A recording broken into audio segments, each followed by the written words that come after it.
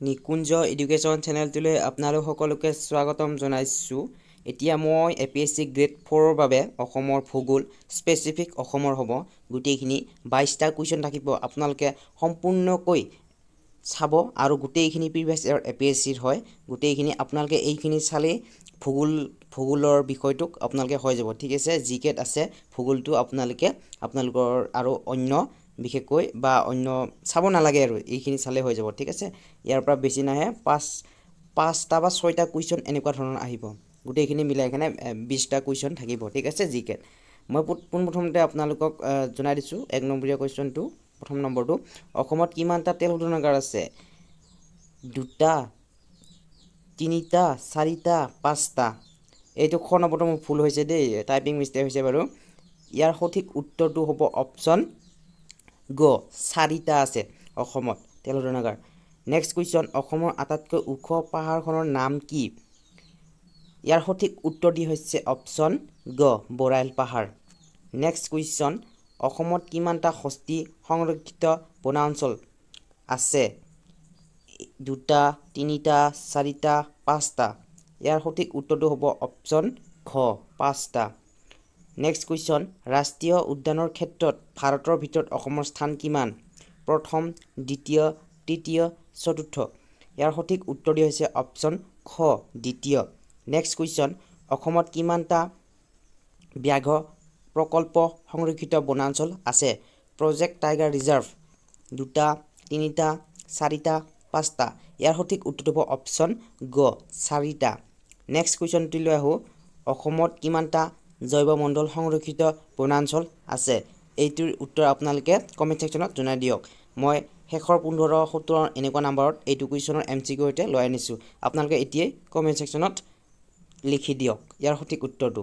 Next কুৱেশ্যনটি হৈছে, ভাৰতৰ বন পুৰুষ অৰ্থাৎ ফৰেষ্ট মেন অফ ইণ্ডিয়া হিচাপে কাক জনা যায়?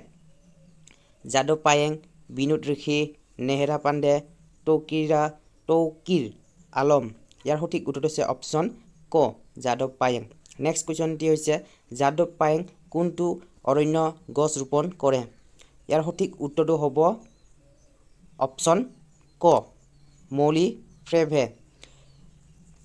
নেক্সট কুৱেশ্যন, এইটো মোৰ অকণমান সন্দেহ হয়, যদিহে আপোনালোকে গুগলত চাৰ্চ কৰি চাব সঠিক উত্তৰটো ইয়াৰে কোনটো হয়। ঠিক আছে, সেইকাৰণে মই অপশ্যনটো দি লৈ অনা নাই বাৰু। আপোনালোকে এইটো সঠিক উত্তৰটো চাব দেই। ঠিক আছে, নেক্সট কুৱেশ্যনটিলৈ আহোঁ,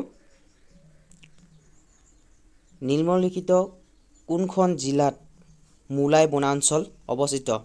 মোলাই ফৰেষ্ট কোনখন জিলাত? গোলাঘাট, যোৰহাট, মাজুলী, ডিব্ৰুগড়। ইয়াৰ সঠিক উত্তৰটো হ'ব অপশ্যন গ, মাজুলী। নিম্নলিখিত কোনটো অসমৰ 7ম ৰাষ্ট্ৰীয় উদ্যান? দিহিং পাটকাই ৰাষ্ট্ৰীয় উদ্যান, ওৰাং ৰাষ্ট্ৰীয় উদ্যান, ৰায়মনা ৰাষ্ট্ৰীয় উদ্যান আৰু নামেৰি ৰাষ্ট্ৰীয় উদ্যান। ইয়াৰ সঠিক উত্তৰটো হ'ব অপশ্যন ক, দিহিং পাটকাই বৰাই ৰাষ্ট্ৰীয় উদ্যান। ঠিক আছে, দিহিং পাটকাই ৰাষ্ট্ৰীয় উদ্যান। ইয়াত মই আপোনালোকক আৰু এটা কথা কওঁ, মোৰ অকণমান ক'ৰবাত টাইপিং মিষ্টেক হৈছে বাৰু। সেইটো আপোনালোকে মই যিখিনি কৈ গৈছোঁ সেইখিনি আপোনালোকে শুনিব। আৰু ইয়াৰ লগতে মই আপোনালোকক কৈছোঁ কোন ৰাষ্ট্ৰীয় আমাৰ উদ্যান আছে 7খন, হয়নে? গোটেইখিনি 7খনৰে কোনখন ৰাষ্ট্ৰীয় উদ্যানত কিহৰ বাবে বিখ্যাত সেইটো চাই ল'ব। ঠিক আছে, সেইটো চালে আপোনালোকৰ ৰাষ্ট্ৰীয় উদ্যানৰখিনি গোটেই হৈ যাব।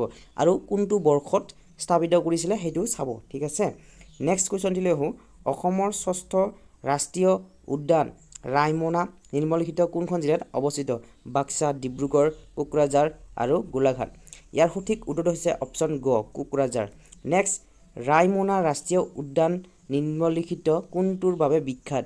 আহিলেনে এইটোত চোৱা, আপোনালোকে গোটেইখিনি চাব। ঠিক আছে, কোনখন ৰাষ্ট্ৰীয় উদ্যানত কিহৰ বাবে বিখ্যাত সেইটো চাব। ইয়াৰ সঠিক উত্তৰটি হ'ব অপশ্যন ক, গল্ডেন লেংগুৰ অৰ্থাৎ সোণালী বান্দৰ। নেক্সট কুৱেশ্যনটিলৈ আহোঁ, অসমত নিম্নলিখিত কোনটো ঠাই বনৰীয়া ঘোঁৰাৰ বাবে জনাজাত?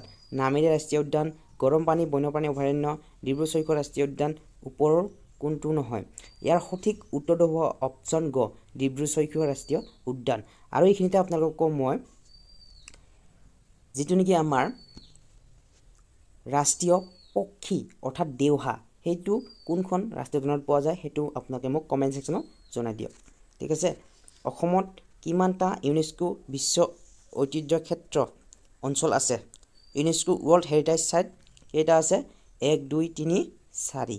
ইয়াৰ সঠিক উত্তৰটো হ'ব অপশ্যন খ কেইটা দুটা আৰু কি সেইটো আপোনালোকে মোক জনাই দিয়ক ঠিক আছে ৰামচৰ চাইটটো আপোনালোকে মোক জনাই দিয়ক মই এটা কৰিছোঁ আপোনালোকক হিন্ট দি দিছোঁ এটা হ'ল দীপৰ বিল আনটো আপোনালোকে নতুনকৈ 2023 বৰ্ষত নে 24 বৰ্ষত হৈছে বাৰু মই ডাইৰেক্ট চনটো মনত অহা নাই বাৰু কিন্তু আপোনালোকে মই হিন্টটো দি দিছোঁ ৰিসেন্টলি হোৱা কিন্তু সেইখন ঠিক আছে আপোনালোকে মোক জনাই দিব নেক্সট আছে অসমৰ প্ৰথমখন জৈৱমণ্ডল সংৰক্ষিত বনাঞ্চল নাম কি অলপ আগতে আপোনালোকক মই জনাই দিছিলোঁ যে 15-16 নম্বৰত আনিছোঁ বুলি এইটোৱে ইয়াৰ সঠিক উত্তৰটো হ'ব অপশ্যন খ মানাহ ৰাষ্ট্ৰীয় উদ্যান নেক্সট প্ৰশ্নটোলৈ আহোঁ 2011 চনৰ লোকপিয়ল অনুসৰি অসমৰ সাক্ষৰতাৰ হাৰ কিমান 66.27% 72.19% 77.85% আৰু 78.1% ইয়াৰ সঠিক উত্তৰটি হ'ব অপশ্যন খ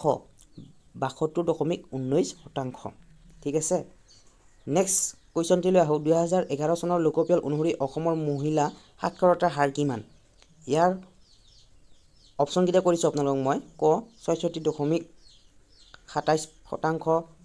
72.19% 77.85% 78.1% ইয়াৰ সঠিক উত্তৰটো হ'ব অপশ্যন ক ঠিক আছে 66.27% নেক্সট কুৱেশ্যনটোলৈ আহোঁ ভাৰতৰ জনসংখ্যা অনুসৰি অসমৰ স্থান কিমান ইয়াৰ সঠিক উত্তৰটি হ'ব অপশ্যন খ 15 নং ঠিক আছে নেক্সট কুৱেশ্যনটোলৈ আহোঁ উত্তৰ পূবৰ ৰাজ্যসমূহৰ ভিতৰত মাটিকালি অনুসৰি অসমৰ স্থান কিমান 1 20 3 4 ইয়াৰ সঠিক উত্তৰটি হ'ব অপশ্যন খ 20 নেক্সট কুৱেশ্যন ভাৰতীয় ভূখণ্ডৰ কিমান শতাংশ মাটি অসম ৰাজ্যই আগুৰি আছে 2.1% 2.2% 2.3% 2.4% ইয়াৰে শুদ্ধ উত্তৰটি হ'ব 2.4% অৰ্থাৎ খ ঠিক আছে অসমৰ মুঠ মাটিকালি কিমান এইটো আপোনালোকৰ বাবে মই হোমৱৰ্ক ৰাখিছোঁ দুটা কুৱেশ্যন ৰাখিছোঁ আৰু আগতে আপোনালোকক মই দুটামান সুধিছোঁ সেইটো আপোনালোকে কমেন্ট সেকশনত জনাবলৈ একেবাৰে নাপাহৰিব